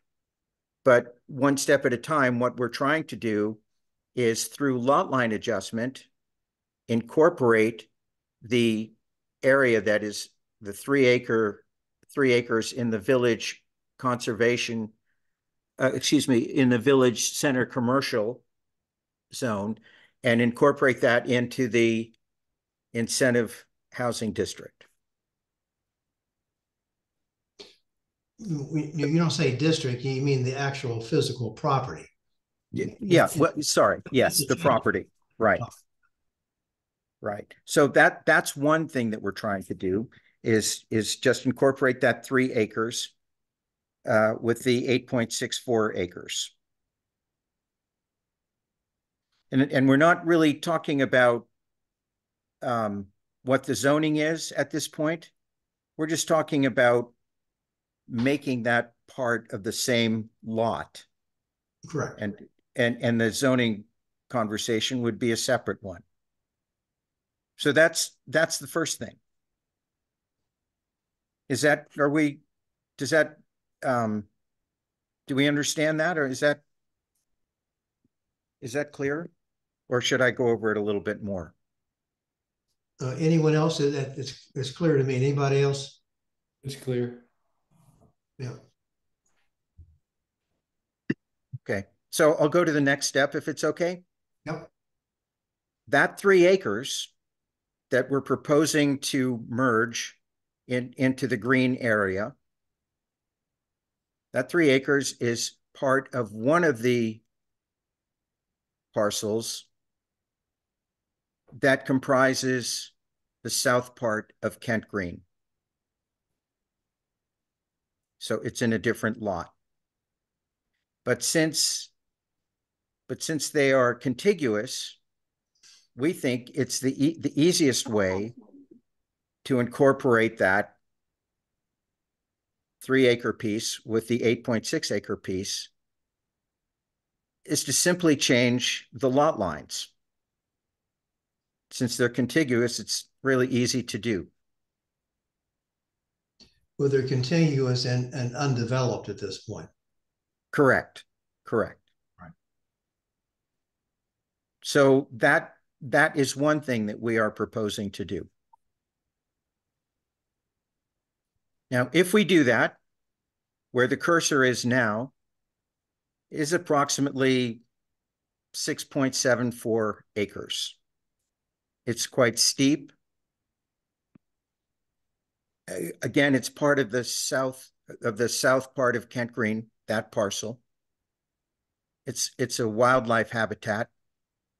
It's really terrific bird sanctuary during the breeding season.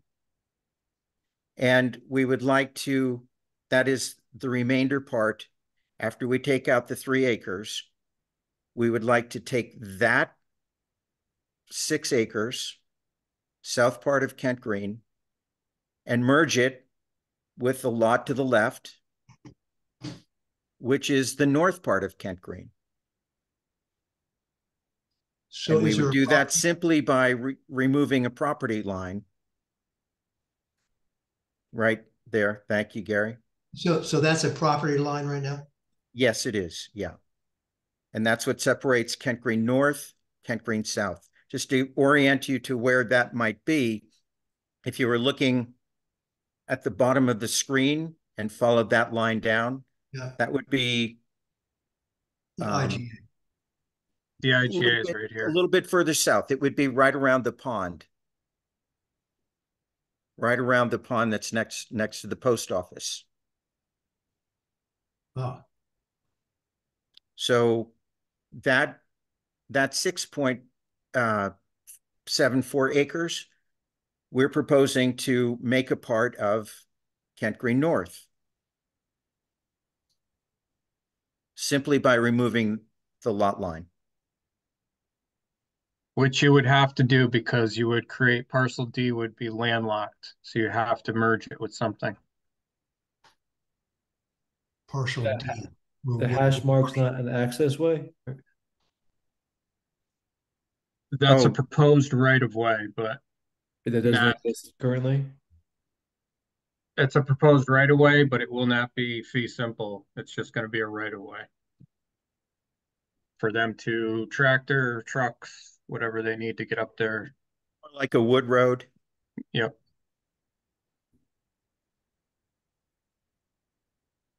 And then I'll just continue if I may. So we append that 6 acres to Kent Green North, and that would leave approximately 10 acres of land that is pretty steep. It's not developable. Most of it is not developable. And that ultimately, when we got a release from our bank, our lender, to do that, we would designate that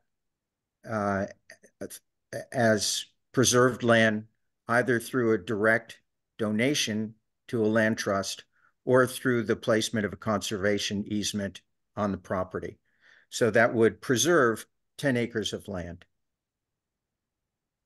And that easement would be in effect there so that you could access that preserve. Yes. Also true.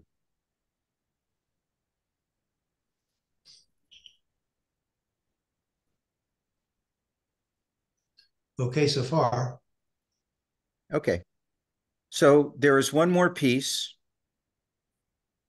which is the vacant building. I'm sure everybody knows this. I hear about it a lot.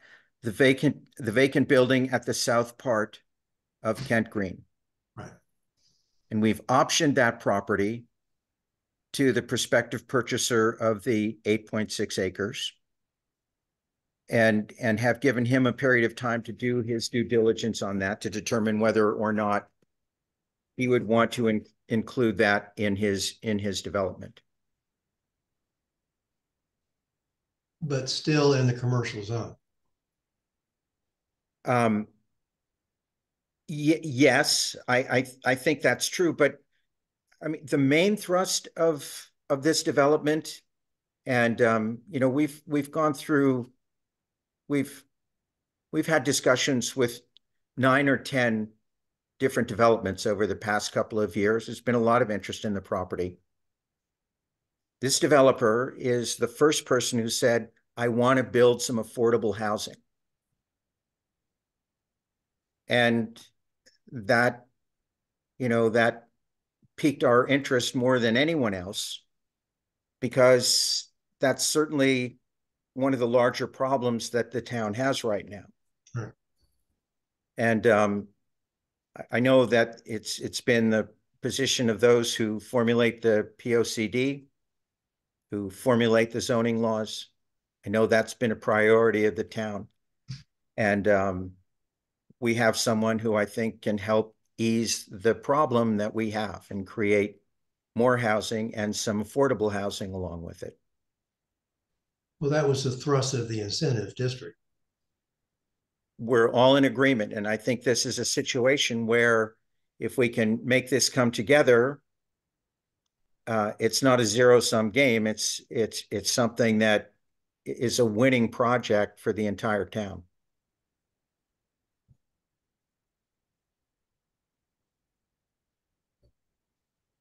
So John, can you just explain real quick again, the Zone C mixed use, the parcel B, the 1.109 acres. You're talking about the Zone C incentive district, the Zone C parcel C 2.875 acres, and then the Zone C mixed use, the 1.109, all becoming one lot, one. Yes, that's the goal. I mean, honestly, I think as a practical matter, the 5,000 square foot building, the 1.109 acres, I mean, I think that could be developed as a standalone, but from a management and a financing standpoint and a development standpoint, it would best be used. It would best be merged with the other two pieces. Does the hair salon, Kent Hair Salon, is that within that parcel too? Yes, yeah. What is developed now in the south parcel, the one we're talking about, Yep. there are 5 buildings. So not there, Gary, the one Zone C mixed use. Yeah. So that's where the old restaurant building was, right? Yes, Correct. exactly. Yeah. Exactly. I thought you were asking about the hair studio that's here. Yeah, Oh, you so, got that, Gary. so You got the hair that studio right. is over there. Oh, okay. So I was incorrect. So it's only the old restaurant building area in that. In that 1.109 acres. Yes. Yeah, that's correct. So the ideal situation for you, John, is to have these three parcels merged together. I'm sorry. I think. Go ahead. I think that's the best situation. You know, they're all contiguous. There's, you know, no subdivision sort of process that we have to go through. It's a very simple way. Basically, what we're proposing to do is to add one property line and take away two.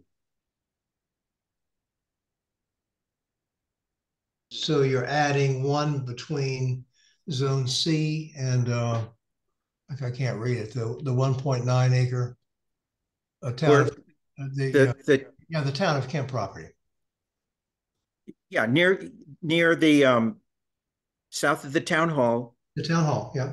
Yep. And then there is parcel, I can't read the number, but it's the 2.875 piece. It's Village Center Commercial. Right. So right now there's not a property line there, and there's obviously not a right of way. Correct. Right. Exactly. Yeah, So exactly. Adding, So so we're just taking that, we're erasing that property line. Excuse me, we're adding a property line there. Right. Which would define the Village Center Commercial piece, which would define the eastern boundary of that 3 acres. Okay. John, if you bring up your other lot line revision map that's in our files, that actually shows this a little bit better for you if you want to. Okay, but yes, I think it would. I think you're referring to the one with the actual photographs, Sarah. Yeah, I mean, no, it's actually this one, but it's not your view options on this aren't ideal for us, but it's essentially B and C that you're merging. And I just is the right of way going to be part of parcel C up there? The right of way would run with the 3 acres. Okay. Yep. And that would run with the 3 acres. Yep. So if anyone's thinking that in the file, it's essentially it would be in our files parcel B and parcel C.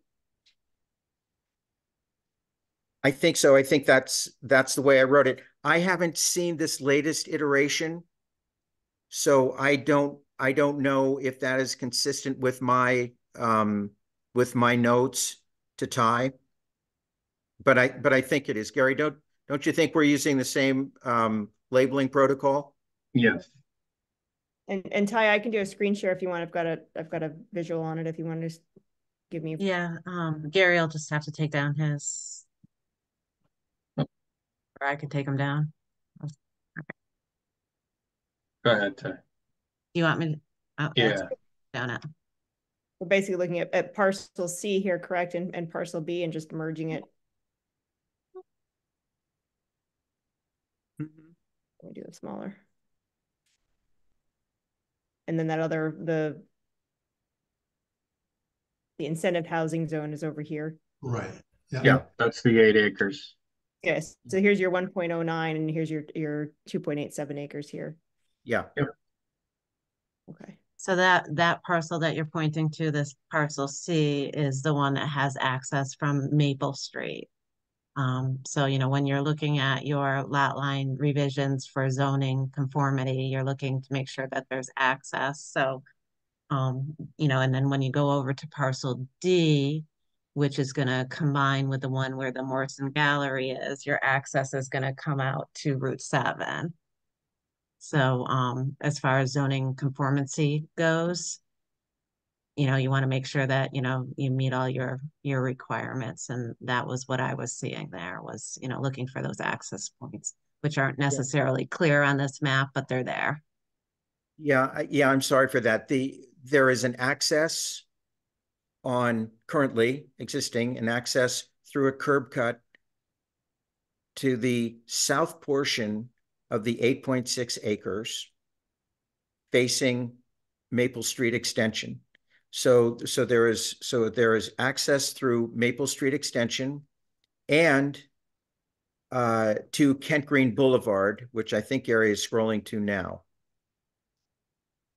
Yeah. And so we, as part of our discussion and part of our negotiation, and there is no contention, we would, where it says Kent Green Boulevard and where Kent Green Boulevard comes to an end, that would be a second entry to the 8.7, or to, let's call it the merged lots, through Kent Green Boulevard. And we would provide a right to pass and repass to the purchaser of the 8 acres. So just to note that, I mean, that's fine, but that's not a fee simple access. So it's the main road accesses that you want, or you want a fee simple. But a double access is great. Yeah, I mean, I don't really know. I mean, I do, well, I don't want to get out over my skis here, but it would seem to me that if someone had to have fee simple access through Kent Green Boulevard, they'd have to buy the shopping center as well as buying all the other land. But I don't think but you don't need it, right? So you have your Maple Street and you have your Route 7. Oh, okay. Well, okay. Yeah. Yes, I'm sorry. I don't look at it through the same eyes that you do, but I understand what you mean. And you know, certainly if that's a way that's acceptable with the town, then we're happy for that. Yeah, that's what all I was trying to point out was that, you know, it all seems to be zoning conforming because those accesses are available. And you don't need to consider anything else in the middle there. Okay. Because those are owned by you, they're not owned by the town. Right. Right. But they could be. They could be, sure. But that is not shown on this current map. I'm somewhat lost here with all that. I'm sorry, Wes, what's not shown on the map? You said there needs to be access from Kent Green Boulevard to parcel C? No. Yeah, and we would grant easements to that, which I know isn't fee simple access, but there is access from Route 7 via Kent Green Boulevard. I think that's what Ty is saying. To parcel and therefore it conforms. Right. So parcel D is covered because you have access from Route 7, and parcel C is covered because you have access from Maple Street. Okay. So I mean, Kent Green Boulevard can be a bonus someday, maybe as a second option, but it's not required for zoning conformancy. Okay. And presumably if there were affordable housing in that back lot, then too, it would bring more traffic through Kent Green Boulevard, which could be a plus for business, I would guess. Absolutely. Yeah, absolutely. John, I have a question about the wildlife habitat. Yes. How does that work with boundary lines, and can you build on that land if it's a protected area? I would hope not. I mean, our position is that it's valuable wild bird habitat and wildlife habitat, and you know, I would like to see that preserved, and to accomplish that, I'm willing to donate that 10 acres. So it's just a matter of changing the pins, the iron pins that define the property line. Right. What is that green line that's kind of squiggly at the very top? Edge of the field, edge of the Is that a woods. tree line or what is that? Tree line. Tree line, okay. Yeah, that's all second growth forest up there. And we're hoping we can keep it that way.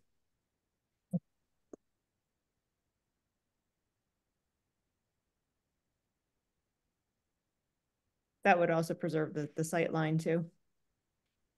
Absolutely. Yeah, it goes to pretty much to the top of the hill. Borders with the land trust. Yeah, yeah. Our neighbor is the land trust on the top. And so we, somehow act in concert with them. I'm not sure, how best to do it, but our intention is to put that in reserve either through a conservation easement or a donation. John, can I ask one question on the area that's in the incentive housing zone? And Ty, this may be a question for you too, because that looks like it's all in an area with significant amount of drainage and looks like a wetlands kind of area to me. Is that something that has to go through inland and wetlands too? I would have to take a look at that. I know there's water running through the area, but we'd have to examine that. That's not something that is significant right now. So that would be a development issue. And John, maybe you can tell us a little bit more about that, because that drainage line through the center of town or through the Kent Green goes right into that whole area back there. Yeah, that's correct. And that never used to run that way. It was always something else. It was always, I guess, undefined boundaries and free flowing. And then when honestly, I was away, so I don't know when that, maybe Karen remembers when that water course was put in banks the way it is now as a dike. That was a solution to a problem. And I think it's not the highest and best use of that water course. I think that is a really important asset of the property, and I think it could be changed to be consistent with the aspirations of better water management. So I think that could be done. I'm not sure what that is. There are a lot of different ways to approach it, but I think that water could be put to better use and support more natural planting and to enhance an environment that would support the housing that's going to be built there. It's definitely man-made, and it was done for drainage to get that water that runs through and out the other end there. I think soil testings would have to be done to, make a determination of, whether wetlands exist or not. It's been there as long as I can remember. As a child, it was there, so it may very a long time ago. Down in about 1974, 75. 74, 75, yeah. So I think there are better solutions to handle that many years later, and I think that's something that the developer will address. So right now you're only there's no development involved with this. You're just asking for a lot line revision. Yeah, we'd like to deliver a parcel to the purchaser that is basically one piece and easier to manage. And that map that Gary had shown is the meets and bounds map? It's certainly measured, but I'm not sure that it's done in the meets and bounds tradition. Gary, I don't know, Can you comment on that? Yes, the meets and bounds are done on the second one that was shown. The one I was shown was just a zoning overlay map on top of everything. No, it wasn't that one. It was the actual survey map you were showing. Yes, that's correct.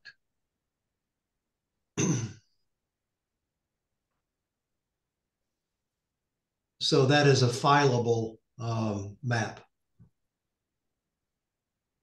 Yeah. Yep.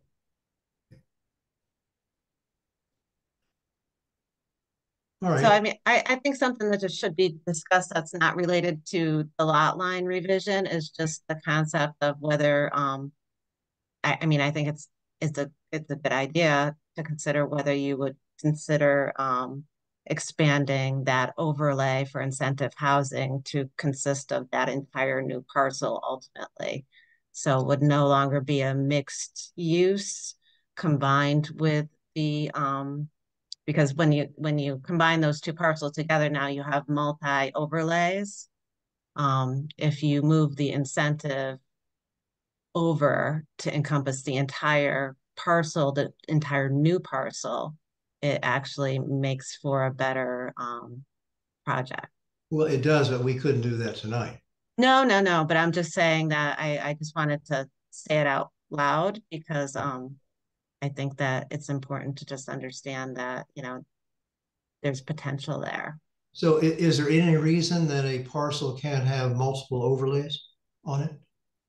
No, there's no reason for that, but then it restricts the purchaser because if you've got that mixed use and the incentive, then you're going to have that commercial aspect and they don't get that density bonus on the entire parcel.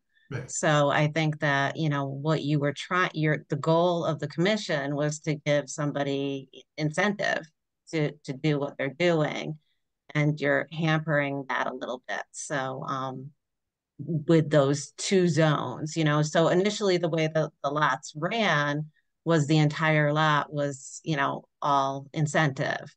Now the new lot's going to be mixed and it's going to kind of take away from your goal. Okay. So if you were willing to consider to expand that zone to the new lot, then I think your goal would be purer. Well, I think the onus is on John if we did make the lot line revision to apply for that. Sure. Yeah. I'm not going to speak for the purchaser, but I think that makes the most sense. And it would be he who approaches you and probably not me. Right. But when I meant John, I meant the owner entity. Oh, yeah. Well, I mean, I agree. I mean, and with commercial, there's a higher parking requirement than with residential, and you can use the land more efficiently if it's zoned as an incentive zone, because you get a higher density.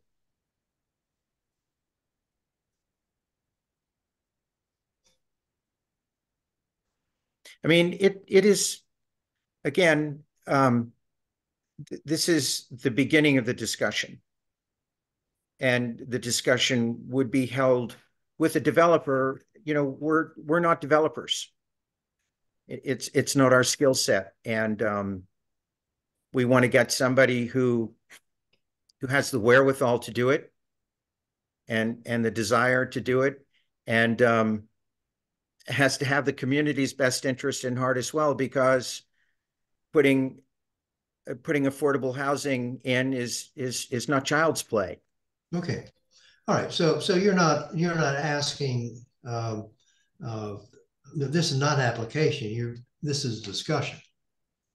Well, I mean, I think we are looking for a pretty good indicator that you would accept our proposal to make these couple of lot line adjustments. And so we'd like to have a warm feeling about that after walking away from this meeting.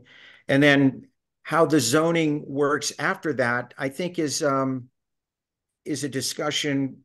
I'm assuming that I think we all have the same goal in mind, is getting some affordable housing in there and some market rate housing. having some land put away for conservation. I mean, I think what we're proposing is a winning formula for everybody involved. But it's just a matter of, in what order we do it. And I think our first step is to, get the comfort that you have, regardless of, how the development works and what the density is going to be, and, what the restrictions are and all of that, that's a conversation that happens as a later step. And what we're hoping to do today is to get some sort of nod from the commission that, okay, yeah, we think that doing this simple lot line adjustment gets us a lot further toward getting these properties developed, and to help solve the housing problem that we all have. Well, I mean, we've been talking about that incentive development lot for as long as I can remember. Well, you're right. You're right. And now I think we have someone who can bring it to fruition. And it's not a developer from Massapequa. Yeah. Well, it's all held in common ownership. There is no development on any of the lands, so changing a lot line doesn't affect anything that's currently existing. Am I correct in saying that, Ty? Well, almost correct. It is a series of partnerships, the members of which are my brothers and I and my wife. Right. Okay. When I say right, yeah, we're related entities. Yeah. Right. With a common goal. Right.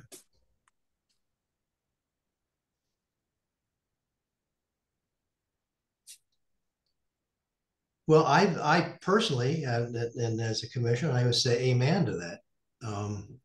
Does anybody else want to express their feelings towards it? They're not asking us to do it, just as what our feelings are. No, I mean, what I'm asking is that you make a motion to approve what's being presented here, so that, I mean, they don't have to do it tomorrow, but, so that we know on the record that you're in favor of these lot line revisions. All right. If you are.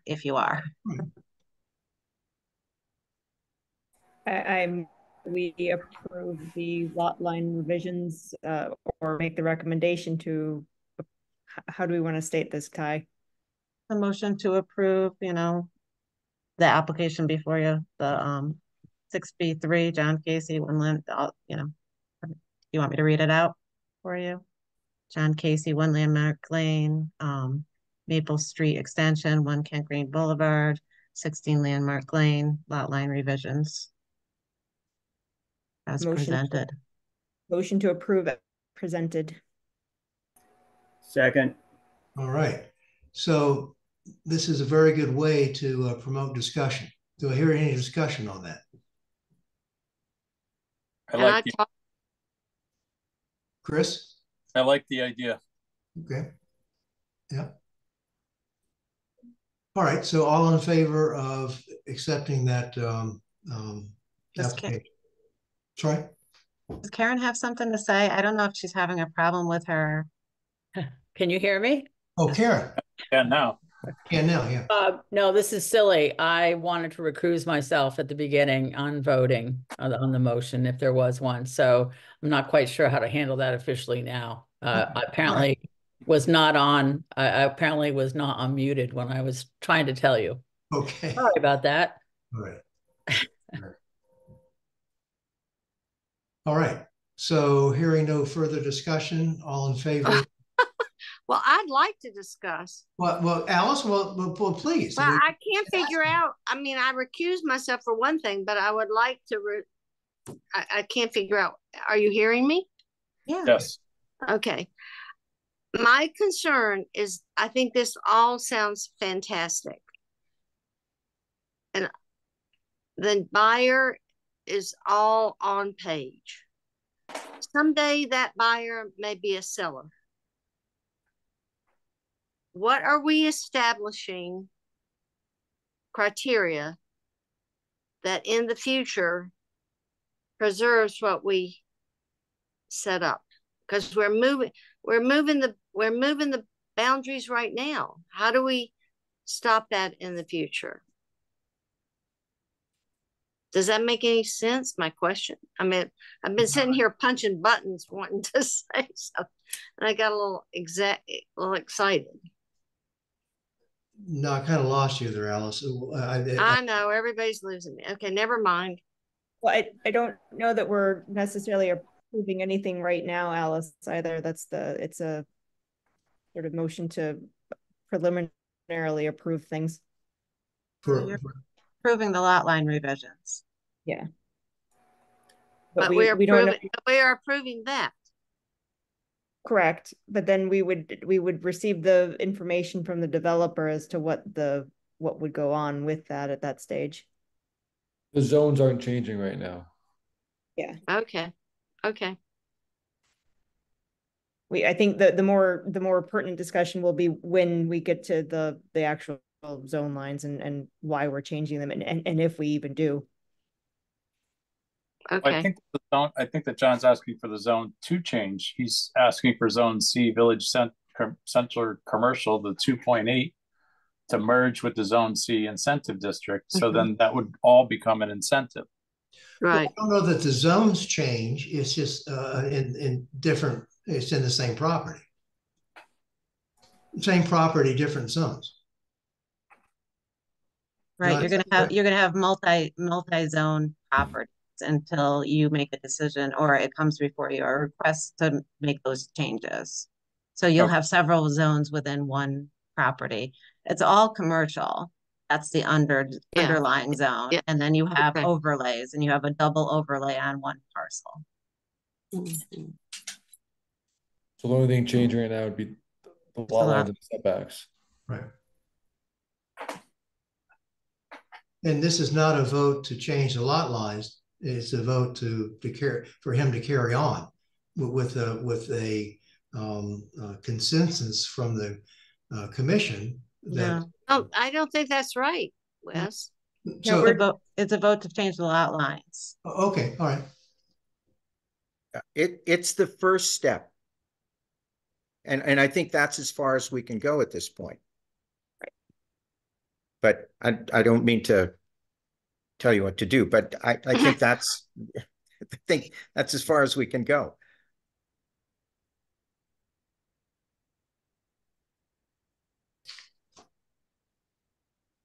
All right, I was confused whether or not this was an application to accept those lot line revisions.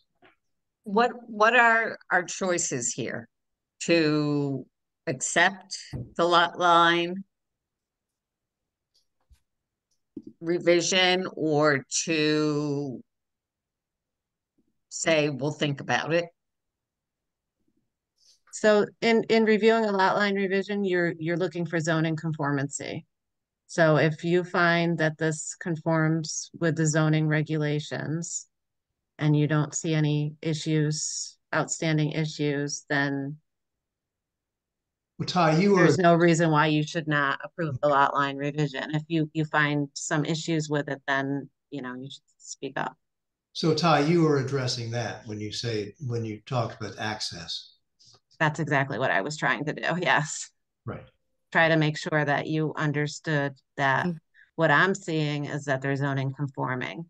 But you should look at that with your own eyes as well.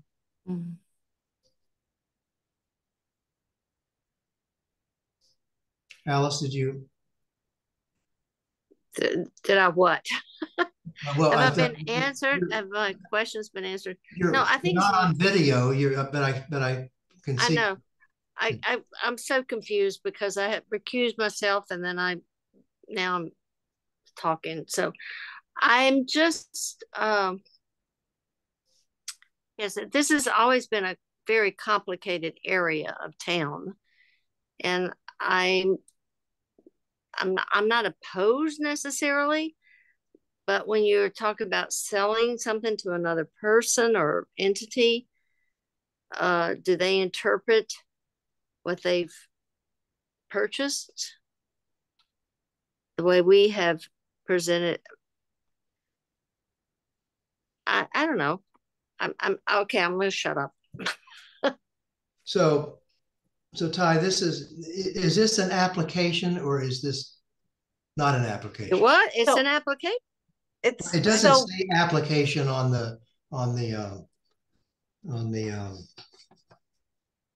So your regulations, I outlined them in the staff report, basically say that the zoning enforcement officer may refer any such situations to commission for its review when it comes to section 10110.3.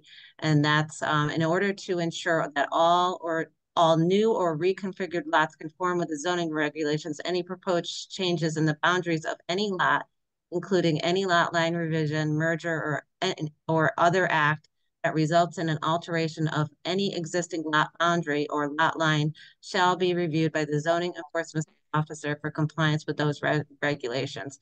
So section B of that says that I may refer that to the commission for its review.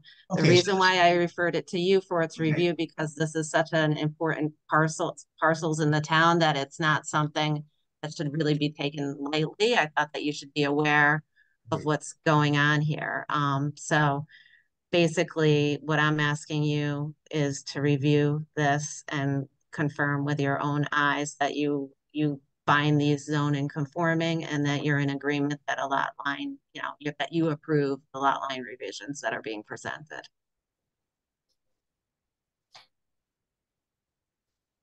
All right. I think everybody's covering themselves.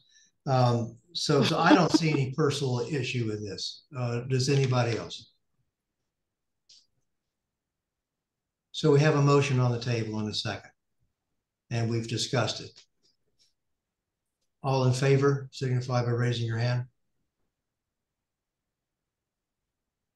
Okay, looks like it carries. Okay. Thank you. Hey, John.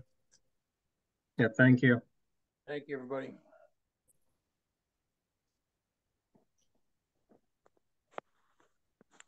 All right.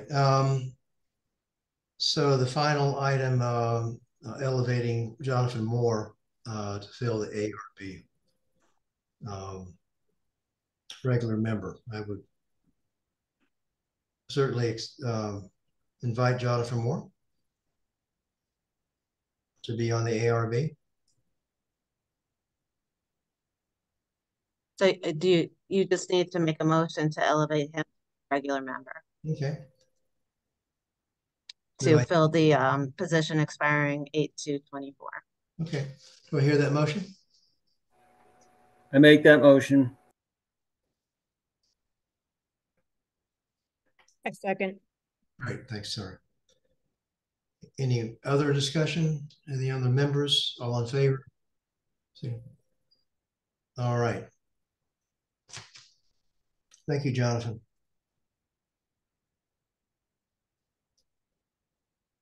All right.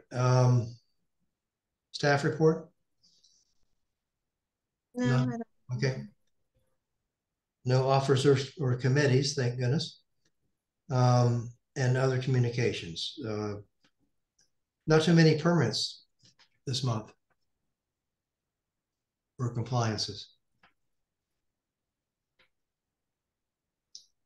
All right.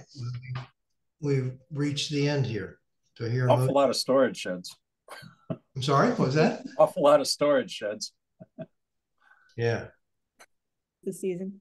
That's a lot of storage. They were permits, that's right. Okay, I make a motion that we adjourn. I second that. All right. You all take care. You too.